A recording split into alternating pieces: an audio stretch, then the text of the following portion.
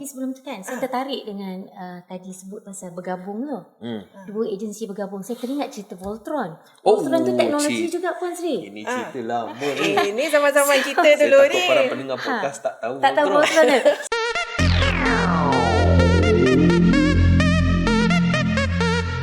Assalamualaikum, selamat pagi. Selamat datang ke sesi Bual Sains Podcast Mosti. Saya Halila daripada bahagian Pemindahan Teknologi dan Pengkomersialan R&D Mosti.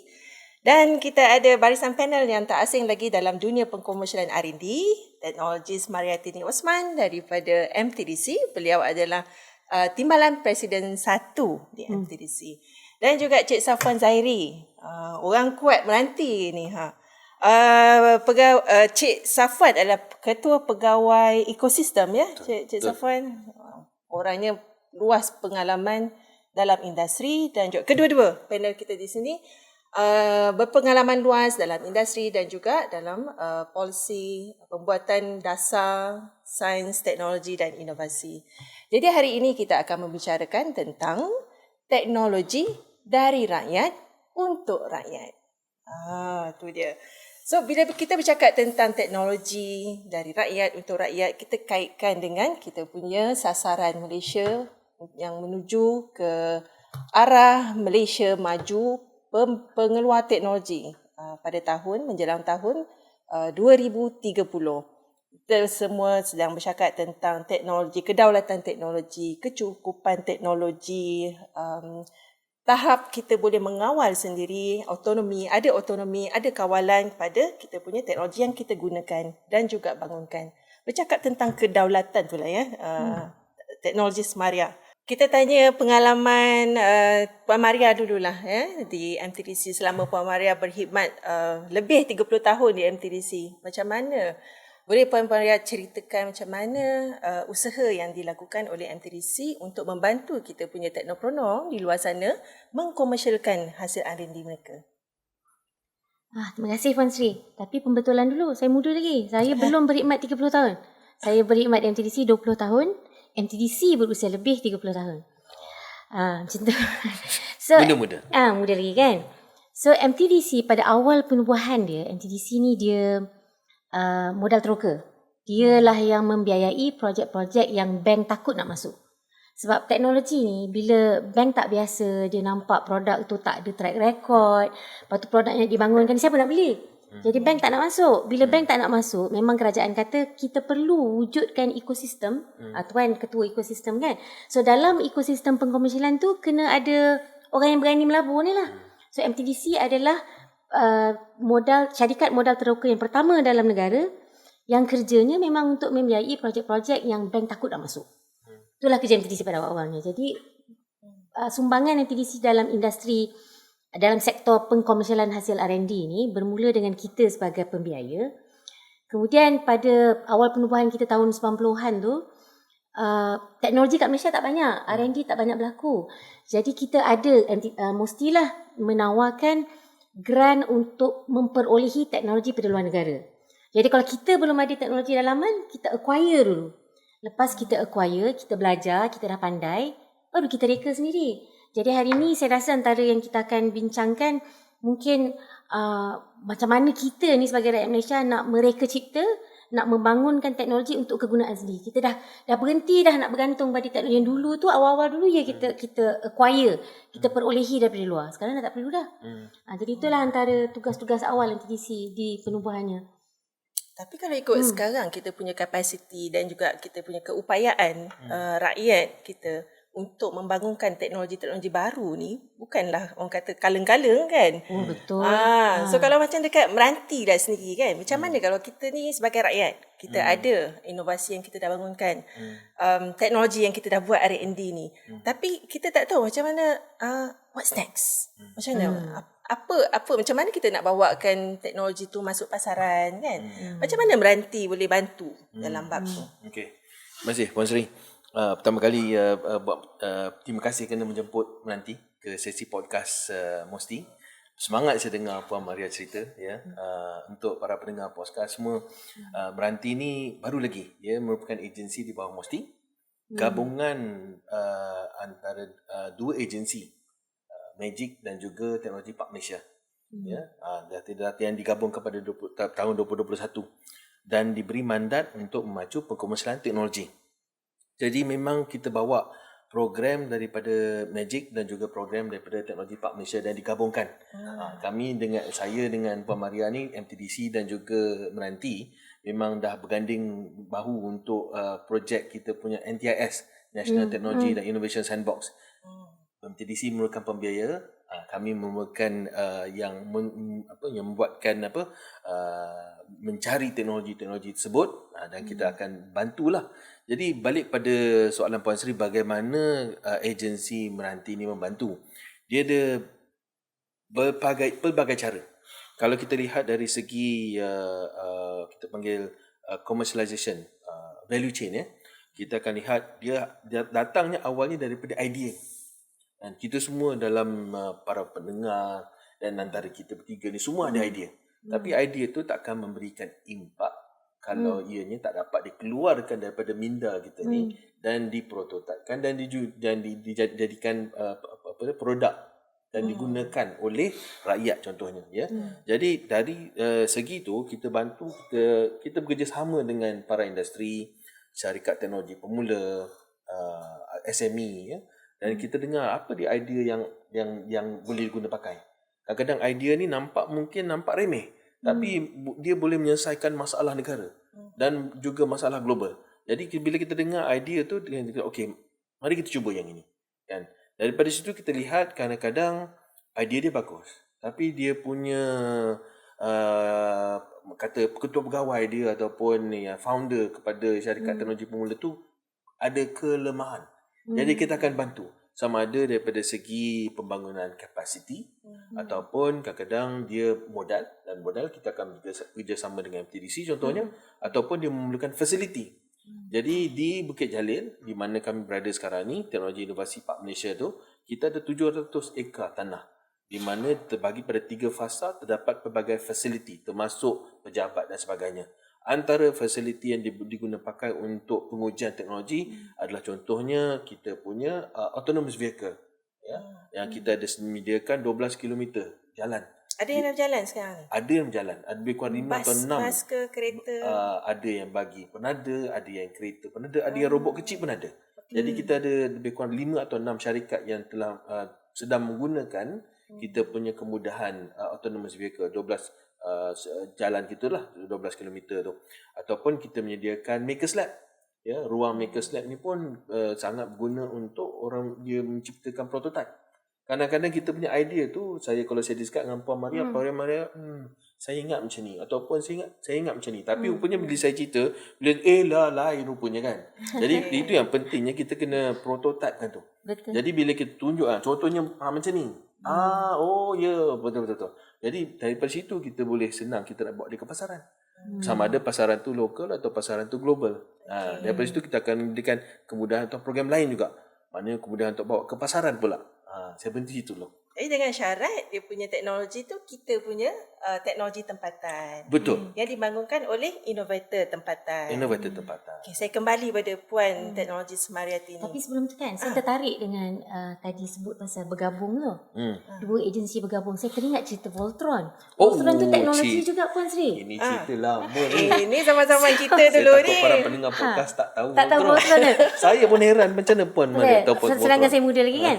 So Voltron ni dia kuat bila dia bergabung tau. Betul. Jadi bila kita agensi-agensi bawah Musti ada banyak. Dan setiap agensi Musti ni masing-masing ada peranan masing-masing, dan bila bergabung meletup. Jadi Voltron. Itu kan Transformers ke? Dia adik Salah zaman Puan.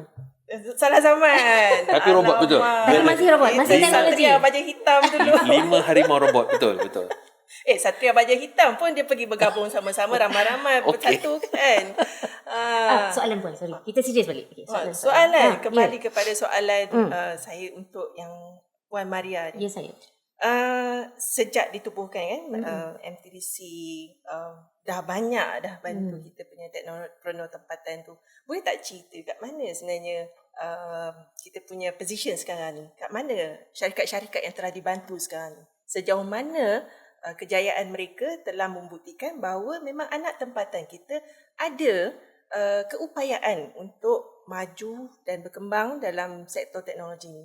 kita tak nak lah bila kita cakap pasal produk tempatan ni, kita stigma kita masih lagi pasal batik, songket, keropok, tudung, hijab. So kita nak bagi tahu pada rakyat, pada dunia sekalipun, yang sebenarnya kita ada keupayaan untuk bangunkan teknologi yang yang berdasarkan R&D, berdasarkan inovasi ni.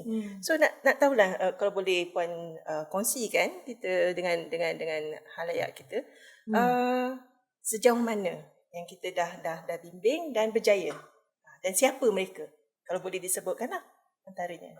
Terima kasih Puan Sri. Kalau nak cakap pasal kejayaan produk hasil R&D tempatan, banyak. Dia punya banyak tu. Banyak, sangat banyak. Cuma kita ni, kadang-kadang kita ditanya juga, kenapa kalau syarikat tempatan sebegitu banyak yang berjaya, kenapa rakyat tak tahu? Kenapa masyarakat tak tahu sangat tentang berjaya ni? Dan soalan ni pula, naratif apa yang disukai masyarakat? Kalau kita bercakap tentang teknologi, rakyat nak duduk dengar ke? Rakyat rasa bosan ke nak dengar tajuk-tajuk yang lebih ringan? Jadi, bila maklumat tu tak sampai, sebenarnya adakah kita tak memenuhi kehendak di sana, atau di sana tak mahu mendengar di sini? Jadi banyak. Jadi kalau kita nak kata, okey, contoh je lah, saya ada dalam tangan saya ni ada buku 30 Techno Dreams. Buku ni dikeluarkan oleh MTDC berdasarkan pengalamannya selama 32 tahun. So dalam buku ni merekodkan kejayaan 30 syarikat. Dan 30 syarikat ni bukannya hanya 30 yang berjaya, ada banyak lagi. Kita belum buat lagi buku. Okay? So dalam 30 yang terdapat dalam buku ni, hampir separuh daripadanya telah pun tersenarai di pasaran saham.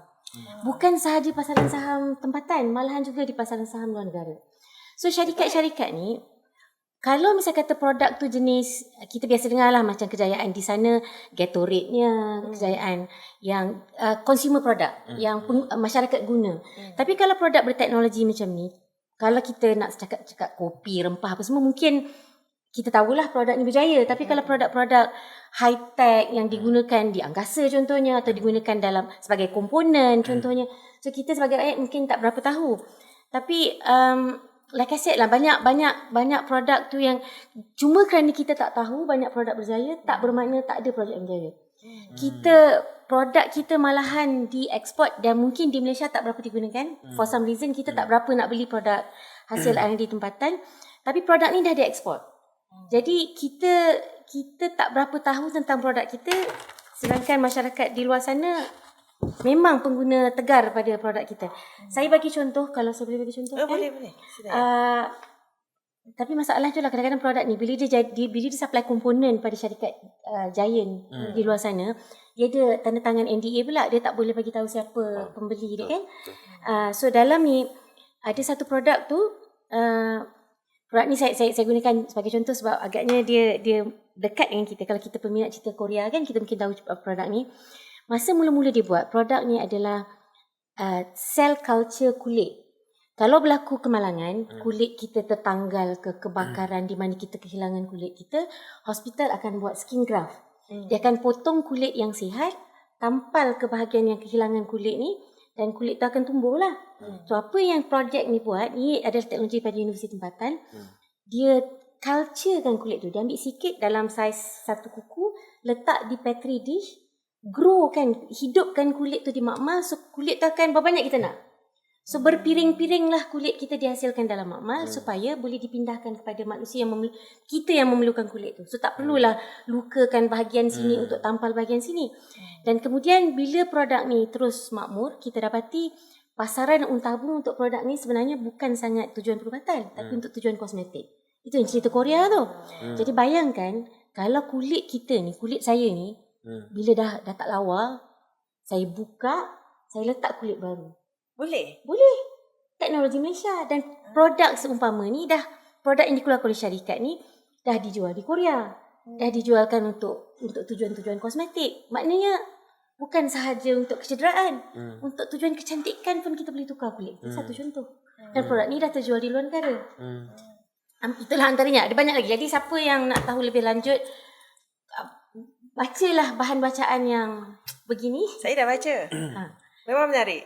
Bacalah tentang kisah impian 30 tekno usahawan yang telah berjaya pada hari ini. Impian yang menjadi realiti. Correct, betul. Tapi itulah Cik Safwan saya pergi pada Cik Safwan pula. Isu yang saya nampak sekarang ni banyak, teknologinya banyak, produknya banyak. Cumanya dari sudut penerimaan teknologi tu. Kita kata dari rakyat untuk rakyat. Sepatutnya rakyat tu rakyat Malaysia lah. Tapi kita dapatilah daripada pengalaman kita lah yang berkecimpung dalam bidang ni selama ini, bila kita bercakap dengan potensi pengguna tu, susah nak terima. Produk apa ni? Produk dari mana ni? Oh, buat kat rawa. Oh, ya ke? Okey ke? Tidak ke? Masih ada orang kata persepsi yang kurang baik terhadap kualiti, harga. Nak menerima tu susah. Kadang-kadang kita punya teknopreneur ni, bila kita dengar keluhan dia, terpaksa pergi pasarkan keluar negara dulu. Oh, bila pakai, orang Eropah dah pakai dah. Oh, dah pakai. Oh, okeylah, kita belilah. Baru ada kepercayaan tu, tahap kepercayaan tu. Jadi, macam mana sebenarnya kita nak ubah persepsi yang produk kita ni hebat kot. Sepatutnya makin ramailah kita punya orang Malaysia yang flawless kan. Saya pun boleh pakai jugalah yang screen grab tadi tu kan. Tak perlu, belum lagi. belum masanya lagi. Okey, macam mana sebenarnya Meranti sendirilah kan cuba untuk merubah persepsi tu, cuba meyakinkan masyarakat kita, pembeli kita yang kita punya produk ni sebenarnya setanding dengan produk-produk teknologi kat luar sana tu. Apa usaha yang dilakukan? Okey. So, masalah persepsi ni soalan sukar ni. Saya ada option talian hayat tak? Tak ada. Saya kena jawab kan? Okey, jadi masalah persepsi ni itulah. Saya rasa dia tak boleh kita ubah dalam sehari, seminggu, sebulan. Tapi contohnya lah, saya tertarik sangat apa yang Puan Maria bagikan contoh tadi dengan buku ni. Cuba bayangkan, buku ni kalau kita sediakan kepada para usahawan teknopreneur tu pada peringkat awal, di peringkat sekolah, di peringkat universiti, kita bagi dia nampak kita punya teknologi ni, baru dia rasa macam saya boleh sebab dia boleh. Dia asalnya dari Kelantan, saya pun dari Kelantan. Oh, boleh? Tak ada, bukan contoh dia. Tapi tak sangka pula kita kena soal. Tak ada selain Kelantan pun. Orang Kelantan tak ada. Tapi saya bagi contoh lah mungkin sekarang ni dah terkenal syarikat ni kepada para petani dan juga setengah-setengah syarikat yang besar lah. Syarikat ni dia punya founder dia Cik Kamarul, saya sebut nama mungkin dah kenal. Dia syarikat dia Aerodyne. Dia asalnya orang Kelantan je. Ya. Tapi dia bila saya berjumpa, saya bercerita dengan dia, dia memang daripada dulu. Kenapa kita tak boleh? Jadi dia memang dia nak berjaya ya. Jadi bila kita lihat dia mulanya daripada syarikat Aerodyne atau Cik Kamarul ni sebenarnya syarikat drone, tapi bukan drone sahaja. Dulu je drone, tapi dia merupakan syarikat yang menggunakan drone data yang dicerap tu daripada drone tu untuk kegunaan lain. Dia dimasukkan elemen-elemen kecerdasan buatan contohnya. Dan syarikat Aerodyne ni kalau kita lihat dia melonjak naik ke pasaran global ni dalam tempoh 4 atau 5 tahun saja. Ya, saya ingat lagi pada awalnya bila saya mula-mula berkenalan dengan Cik Kamarul ni 2018 begitu. Dia ada 5 negara je. Tapi isunya samalah. Dia terpaksa berkembang. Betul. Tapi dia terpaksa pergi ke Australia dulu. Dia pergi ke Indonesia, dia kena keluar dulu. Tapi sebab dia rakyat tak nampak. Lepas tu baru datang Malaysia. Lepas tu dia datang balik, dia kata dah ada. Jadi itulah bila balik pada persepsi tadi tu, saya rasa bukan takat podcast saja. Kita kena lihat daripada awal lagi. Bagaimana kita nak terapkan atau bagaimana kita boleh kongsikan cerita-cerita berkenaan dengan usahawan teknopreneur yang berjaya ni di peringkat awal lagi. Jadi barulah kita boleh jadi kepada negara pengeluar. Kan sekarang ni kita lebih pada pengguna kan. Kita perlu ada lagi banyak teknopreneur dan juga kena ada banyak lagi usahawan. Kita memang ada banyak usahawan, tapi bila kita balik pada cerita teknologi ni, kadang-kadang kita bukan semua pengguna drone. Tapi setengah tu dia adalah hobi kan. Tapi kegunaan drone tu Daripada dulu kita ambil gambar kahwin, video kahwin, sekarang ni kita ambil gambar ladang, kita kita guna untuk kira jumlah pokok di Kalau ladang. sekarang kita dah sampai ke tahap menghantar sampel dari satu hospital Betul. ke hospital yang lain. Boleh, kan? kita boleh laksanakan. Of course, nanti kita kena tengok daripada segi pengawasan atau dari segi undang-undang lah kan. Tapi itu semua memang kita lihat pengawasan ni dia terpaksa selalu dia kena kejar dengan inovasi. Sebab apa inovasi dan teknologi memang dia berat lagi pantas. Bercerita pasal undang-undang tu kan. Kebanyakan undang-undang kita ni nak kata dinosaur tahap lapuk tu kita memang tak boleh bincang yang tu lah. Dia cakap nak kalau nak kata dia nak jalan selari dengan teknologi tu dia dah way advance, dah ke depan dah kan. Macam mana sebenarnya platform yang ada dekat Meranti sekarang membantu kita punya teknologi baru tu untuk masuk ke pasaran. Sebab kalau ikutkan macam drone tadi pun kan banyak halangan dia terhad pada ni teknologi bateri. Sebenarnya kalau ikutkan satu tahap dia dah sampai ke tahap dia dah jadi junk items kan, tak boleh nak guna dah dalam pasaran, tak boleh diniagakan pun. Tapi kita ada sandbox kan, sandbox NTIS tu. Macam mana sandbox tu NTIS tu membantu kita punya teknopreneurs ni untuk ketengahkan teknologi. Okey, boleh. Landasan yang ada di ni sandbox. cerita Voltron tadi ni. Cerita Voltron ni. MTDC Ni pegang duit dan juga Meranti. Jadi bila kita lihat ini mulanya National Technology dan Innovation Sandbox ataupun sandbox ataupun kotak pasir lah. Tapi kalau kita kata kotak pasir ni nanti orang ingat benda lain pula. Tapi sandbox ni, istilah sandbox ni telah diguna lama. Sandbox ni is di mana budak-budak bermain ya. Dia di kawasan selamat. Maknanya dia bina istana, dia bina macam-macam dengan pasir tu, dengan apa yang dia permainan yang dia ada lah. Lepas tu kalau dia tak nak, dia pecah-pecahkan dia buat yang benda lain. Jadi kita nak sediakan kawasan yang kita panggil selamat untuk inovasi, boleh kita uji teknologi dan inovasi tersebut sebelum ianya dibawa keluar. Kalau gagal pun tak apa. Kalau gagal pun tak apa. Kalau boleh janganlah gagal kan. Maksudnya gagal tapi kita belajar lah daripada kegagalan tu. Jadi tujuannya memang kalau kita saya bagi contoh tadi ideas ke impact kan. Dalam proses ke impact tu memang dia ada prototyping dan dia juga kena ada pengujian. Dan pengujian ni kita kena dari situlah kita bekerjasama dengan pengawas selia. Contoh yang boleh saya bagi, kita punya kerjasama dengan CAAM, Civil Aviation, di bawah Ministry Kementerian Pengangkutan lah, dan juga dengan agensi-agensi di bawah Kementerian Kesihatan. Jadi ini dua ni memang, yalah kalau kita bayangkan drone yang kecil tu dia boleh terbang tinggi, dan kadang-kadang ada juga yang bawa ke bukit tinggi pula tu, dia terbang lagi tinggi, jadi dia kadang-kadang jadi risiko kepada penerbangan awam. Ya. Benda kecil tu, tapi kalau disedut masuk dalam enjin, masalah besar. Jadi memang daripada situ kita bekerjasama rapat dengan CAM, kita lihat balik apa yang kita boleh laksanakan. Dari penggunaan drone di ladang, penggunaan drone di merata tempat. Jadi kita keluarkan panduan lah kepada para pengguna. Dia kena daftarkan dia punya drone so that kita boleh tahu di mana drone tu akan digunakan. Daripada situ keselamatan awam akan lebih terjaga.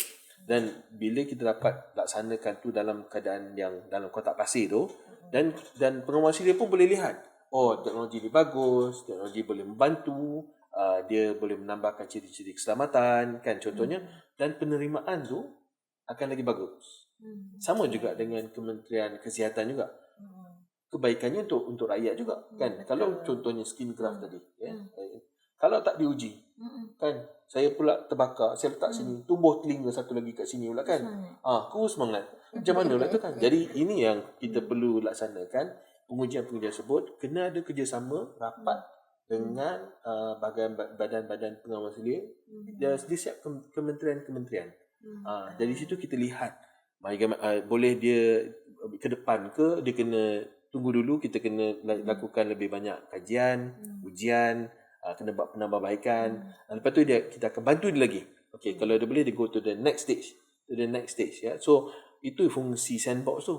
Dan Sandbox pun kita punya kerjasama dengan FTDC tu dia banyak. Dia ada 4 jenis pendanaan lagi kan. Dia ada geran, dia ada berbagai. Contohnya mengikut tahap kesediaan teknologi produk tersebut. Tapi pada setiap langkah tu kita akan bantu. Mana yang perlukan maknanya kerjasama dengan badan pengawasilian, kita akan jumpa badan pengawasilian yang berkaitan. Kita akan buat perbincangan. Kadang-kadang kita lihat sekarang ni contohnya banyak bateri. Lithium bateri. Kan kita pun kena lihat kadang-kadang macam mana kita nak hasilkan, kita nak lupuskan kan. Benda-benda tu semua ada berkaitan dengan undang-undang dan inilah. So Meranti jadi jurucakap lah, Jurucakap wakilkan kepada punya pada syarikat-syarikat ni pergi bercakap dengan pihak-pihak kerajaan, regulator yang kat luar sana tu. kami dah banyak contohnya dengan kita relaxkan sikit. Contoh dengan Kementerian Kesihatan tu kami dah memang kami dapat banyak kali perbincangan. Dan dia pun very receptive. Jadi senang kita nak buat berbincang dan dia pun dia Kementerian Kesihatan tu dia pun ada dia punya target dia. Dia contohnya nak mengurangkan kos import ubat ke apa kan. Jadi dia balik pada pembuatan teknologi yang tempatan tu. Saya rasa isu dia bukan kita tak nak pakai hasil R&D tempatan, tapi kita gusar sebab brand ni kita tak kenal, syarikat ni kita tak biasa, dan yang kita dah biasa yang ini, dan yang ini kita guna bertahun-tahun tak ada masalah. So kita nak tukar tu yang kita gusar dengan adanya program macam Sandbox, My STI yang kita bagi peluang untuk sampel dulu, cuba dulu. Harap-harap kegusaran ni dapat diamankan lah bahawa produk kita yang dihasilkan oleh R&D tempatan ni setara kualiti kalau atau tidak lebih baik daripada betul. produk-produk yang kita beli dari luar. Lebih baik, lebih jimat, lebih mudah didapati. Betul. Dan kembali pada kedaulatan tadi tu, kalaulah apa-apa jadi, kebergantungan kita kepada teknologi asing itu kurang. Betul. Itu yang dulu teknologi drone tu contohnya pada suatu ketika contohnya kita punya hubungan dengan China dia kurang sikit katalah pembuat drone yang terbesar banyak syarikat daripada China, contohnya DJI. Dan kita juga menggunakan banyak drone di ladang, di merata kan. Jadi kalaulah apa-apa jadi kita bergantung. Dan itu yang kita tak nak tu, bergantung daripada segi kesihatan ke atau dari segi produk atau teknologi kita kena jaga. Kita perlukan teknologi asing, kita kena belajar, tapi kita kena lihat sebanyak mana kitanya kebergantungan kepada teknologi asing tersebut.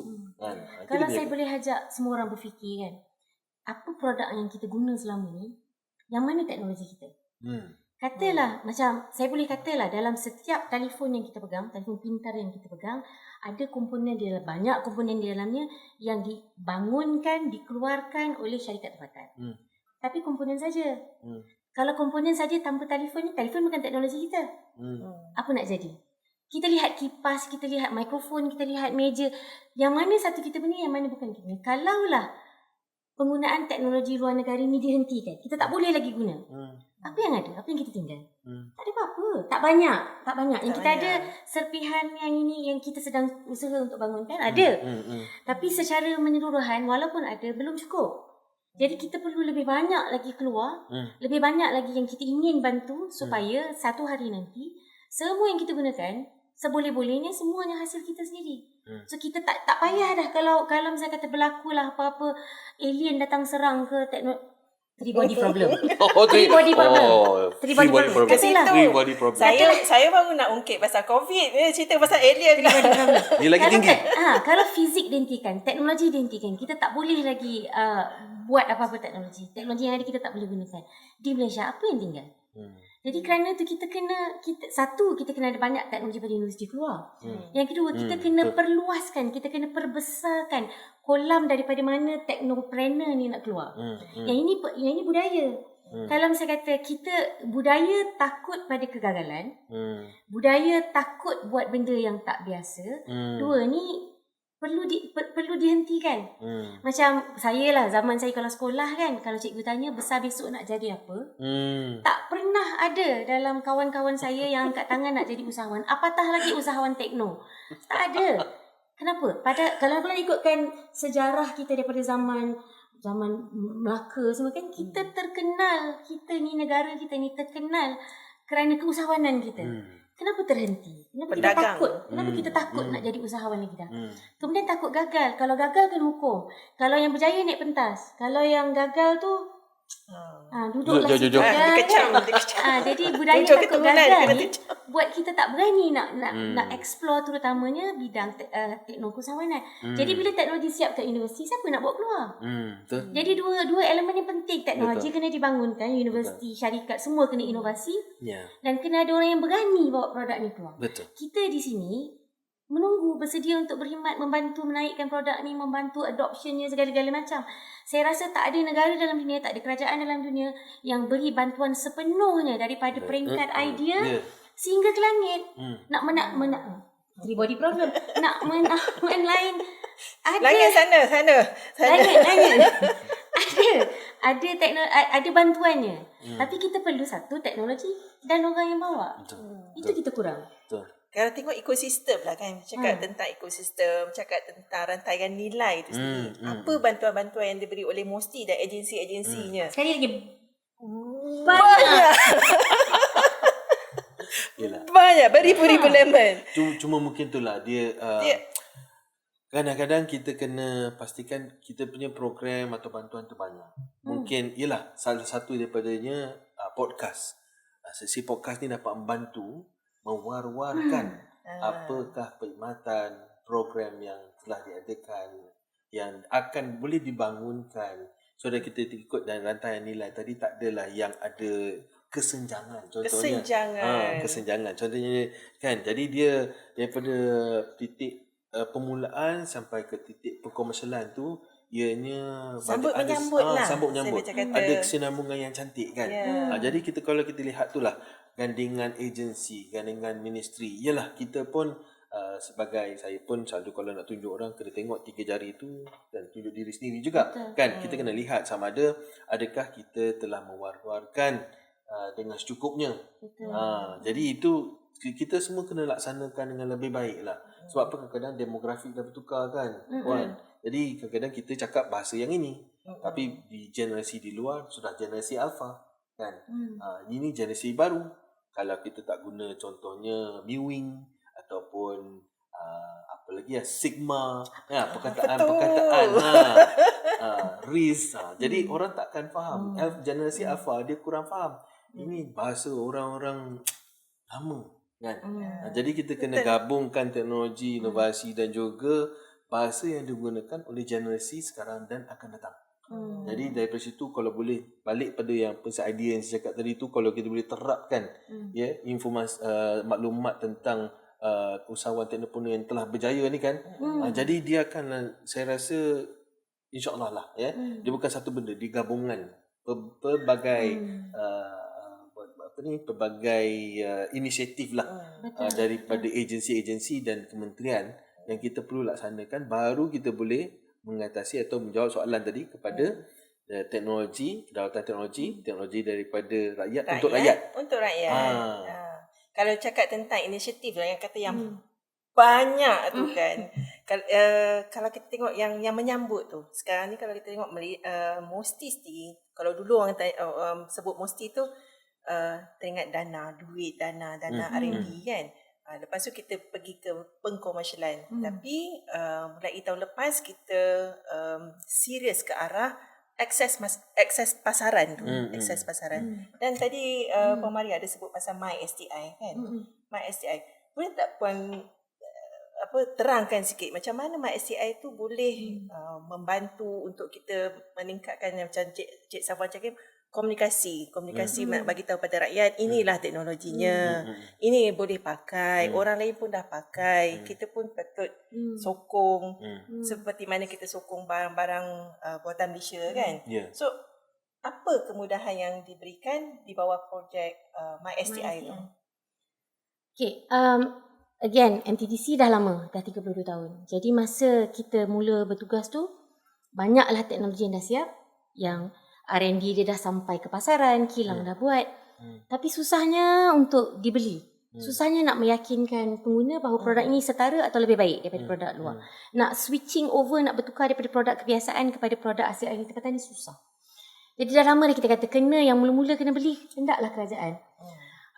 Kerajaan kalau kita kata teknologi adoption kan, kalau misalnya kata bukan dia yang menunjukkan dia yakin pada produk yang dia sendiri biayai, macam mana nak meyakinkan orang ramai supaya beli? Jadi setelah sekian lama agaknya berbincang sana sini, akhirnya MySTI dilancarkan tahun lepas. Dan MySTI itulah dia yang diperjuangkan selama ni, bahawa kerajaan akan jadi the first adopter. Jadi semua produk yang ditanda, disahkan hasil R&D tempatan, penandaan dibuat oleh Meranti. Ni sekali lagi Voltron lah ni. Voltron. Penandaan logo MySTI dikeluarkan oleh Meranti. So Meranti akan nilai betul ke tidak R&D ni hasil tempatan, didaftarkan oleh syarikat tempatan, dimiliki oleh rakyat tempatan. Bila dah sah memang hasil R&D tempatan, kita di MTDC pula bantu untuk menggalakkan teknologi adoption oleh kerajaan. Kerajaan ada 10 kementerian rintis telah bersetuju untuk jadi kementerian terawal mengutamakan produk hasil R&D tempatan ni, produk yang bertanda MySTI dalam perolehan kerajaan. Jadi kalau kerajaan dah beli, syarikat-syarikat ni adalah bantuan dia, adalah traction dia untuk kemudian dia meyakinkan rakyat pula. Kementerian dah pakai. Jadi kementerian yakin, takkanlah kita sebagai rakyat tak percaya pada produk, kualiti produk ni. Jadi itu antara tujuan utama inisiatif MySTI. Jadi untuk MySTI ada 2 dana ditawarkan. Satu ialah dana uji beli, satu ialah dana mudasyara. Dana uji beli ni untuk sampel. Sebab kadang-kadang ni bila kita nak sebelum kita beli, kalau misalnya kata kalau kita jalan kat pasar tu, kadang-kadang dia bagi sachet krim-krim lah untuk kita cuba kan. Dah cuba, dah yakin, barulah kita beli.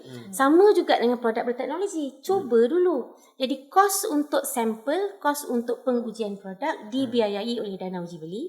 Dan bila dah uji, dah yakin memang suka produk ni, memang nak masuk dalam perolehan kerajaan, dana mudasyara pula bantuan dia. Jadi pada saya kan sekarang ni, itu yang kata tadi tu tak ada yang tak ada dalam ekosistem, tak ada dalam rantaian nilai tu yang tak ada bantuan kerajaan. Semua dah ada, jadi sebenarnya kita tak ada alasan lagi untuk tidak menggunakan hasil R&D tempatan, untuk tidak mengeluarkan hasil R&D kita. Semuanya dah teratur. Dan itulah, jadi kita serulah jadi yang di luar sana, yang mana ada hasil R&D, datang ke Meranti, dapatkan logo. Lepas dah dapat logo, jumpa kami. Jumpa Musti. Kita cuba bantu. Kita akan bantu. Itu mesej untuk syarikat. Mesej untuk kita punya rakan-rakan di kementerian-kementerian dan jabatan di luar sana. Kerjasama. Jadi contohnya daripada program NTIS atau National Technology Innovation Sandbox tu, kita dah wujudkan jawatan kuasa di antara kementerian-kementerian, di mana kita cuba kenal pasti apakah penyataan masalah yang ada di setiap kementerian dan juga di agensi di kementerian tersebut.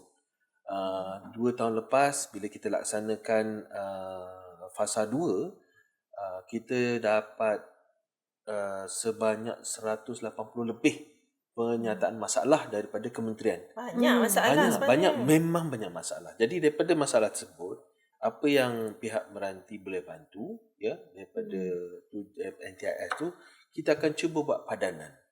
Even buat masa sekarang ni, kita dah tahun lepas contohnya, kita dah wujudkan juga platform yang kita namakan Match. Match tu maksudnya padanan lah. Memadankan daripada yang mencari teknologi ataupun yang mempunyai masalah macam yang boleh speed dating apps tu macam speed dating. Macam. Saya tak pernah guna tu. So I think itulah daripada situ kita boleh gabungkan siapa yang ada masalah, siapa yang ada solution dia, siapa ada penyelesaian dia. Jadi kita harap daripada situ kita boleh atasi masalah di kementerian-kementerian. Yang untuk Match ni, agensi. yang menawarkan teknologi tu tak semestinya end product kan. Dia satu komponen, maksudnya yang telah di-IP-kan pun boleh masuk dekat kita situ, kita nak kembangkan. Contohnya kita sekarang ni kita ambil produk yang ada IP. produk yang ada Harta intelek siapa dekat senang MIPO. kita boleh pakai digunakan oleh yang yang mencari solution ataupun tersebutlah pencarian tersebut. Tapi kita akan kembangkan juga Max ni supaya kita boleh daripada kita mulakan dari peringkat idea. Ini bertujuannya untuk penyelidik di universiti. Jadi bila dia nak mulakan, sebelum dia mulakan apa-apa penyelidikan R&D dia tu, dia boleh lihat ada tak demand. Demand driven ini penting. Sebab apa kalau kita hasilkan sesuatu tapi tidak ada permintaan, jadi kita tahulah habislah produk tu, mati situ je lah. Jadi itu yang kita kerjasama tu kita wujudkan daripada peringkat akademia, universiti, bekerja dengan para penyelidik. Dari situ kita dapatkan idea, kita boleh padankan idea tersebut, mungkin sama ada dengan penyelidik lain ataupun dengan syarikat teknologi pemula ataupun dengan pasaran sendiri, dan kita akan bantu. Dalam tu kita adalah dia punya syarikat teknologi pemula, SME dan pelbagai lagi dia punya orang panggil aktor-aktor dia lah yang boleh membantu. Itu masuk agensi-agensi seperti MTDC dan juga Meranti. Dan kita ada juga agensi-agensi lain di MOSTI yang boleh membantu dalam ekosistem pengkomersialan R&D ni, macam Cradle. Di Cradle pun kita ada My Hackathon, juga lebih kurang sama juga. Ada penyataan masalah dan kita cuba bantu untuk padankan dengan solusi digital di luar sana. Kita ada juga Yayasan Inovasi Malaysia yang tengok inovasi-inovasi akar umbi kan, dan kita terjemahkan, kita translate hasil-hasil R&D itu ke masyarakat supaya mendapat manfaat tu dinikmati oleh masyarakat. Saya ingat masa agak mencemburui kita lah untuk sesi kali ni. Kalau ada demand nanti kita cubalah untuk sesi-sesi yang akan datang.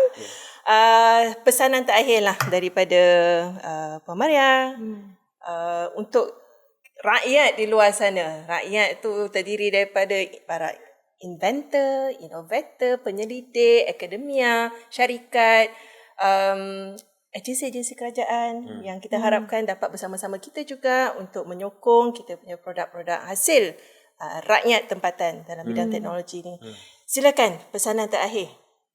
Saya nak sentimental sikit. Tak payah. Nak nyanyi ke?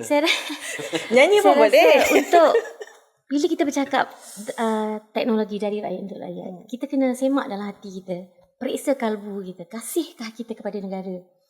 Kalau cukup sayang kita pada negara, saya rasa apa sumbangan kita yang boleh kita buat, inilah dia. Kita gunakan barang kita majukan ekonomi. Kita tak boleh harap orang lain. Jadi itulah kita, dan bila saya cerita Voltron tadi tu bukan cerita kosong. Ada nak digarapkan di akhirnya beginilah, yang Voltron tu dia individu robot dan dia bukan sekadar kerajaan. Kita rakyat tu pun sebahagian daripada Voltron. Kalau kita bergabung antara rakyat, Voltron, kita, agensi-agensi dan semuanya, barulah kita kuat, baru negara kita makmur. Itu saja Puan Sri. Bersatu kita teguh, bercerai kita tak jadi Voltron. tak jadi Voltron. Wah. Cik Safwan, falsafah seterusnya. Saya nak mendeklamasikan puisi dan sajak. Silakan. Tak ada. Jadi pesanan saya kepada para pendengar podcast, seperti apa yang Puan Sri cakap tadi, para innovator, para penyelidik, para syarikat teknologi pemula, datanglah ke website kami www.meranti.my ataupun ke MTDC ataupun ke MOSTI, dan lihat apa yang program yang diperlukan atau apakah yang isu-isu yang anda semua nak atasi. Kalau tak ada, tak apa, datang je ke Taman Inovasi Teknologi Innovation Park Malaysia di Bukit Jalil, ya. Situ ada satu kedai kopi namanya San Francisco Coffee. Kita boleh berjumpa di sana. Kita boleh bercerita lagi. Ya, saya memang suka macam tu. Kadang-kadang dia mungkin ingat masalah dia yang ni, dia rupanya yang itu. Betul. Tapi bila kita berbual dan kita sebenarnya yang ini. Kalau kat hospital tu panggil apa? Triage. Okeylah. Kecemasan. Jadi itulah, jemput datang ke Teknologi Universiti Park Malaysia, ya. Berjumpa dengan saya ataupun saya punya team member, dan kita boleh berbincang. Mungkin isu yang boleh dibantu oleh Meranti, tak apa. Mungkin isu tu kita boleh salurkan kepada Cradle, salurkan kepada MTDC, salurkan kepada agensi di luar Musti pun boleh. Ya. Tapi itu jangan gusar, jangan don't suffer in silence lah. Kami ada. Kita ada di ada. sini. InsyaAllah kami boleh sama-sama. bantu. Ya. Potron. Terima kasih Cik Safwan, terima kasih Puan Teknologi Semaria, terima kasih kepada para penonton sekalian kerana sudi bersama-sama kita pada hari ini mendengarkan bicara santai teknologi dari rakyat untuk rakyat. Akhir kata daripada saya Hadila, Musti, bersatu kita togoh, bercerai kita tak jadi Voltron. Kalau bukan sekarang, bila lagi? Kalau bukan kita, siapa lagi? Assalamualaikum warahmatullahi wabarakatuh. Bye.